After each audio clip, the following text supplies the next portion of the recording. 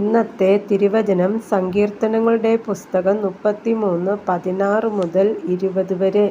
സൈന്യബഹുത്വത്താൽ രാജാവ് ജയം പ്രാപിക്കുന്നില്ല. ബാലാധിക്യം കൊണ്ട് വീരൻ രക്ഷപ്പെടുന്നതുമില്ല. ജയത്തിന് കുതിര വ്യർത്ഥമാകുന്നു. തൻ്റെ ബാലാധിക്യം കൊണ്ട് അത് വിടുവിക്കുന്നതുമില്ല.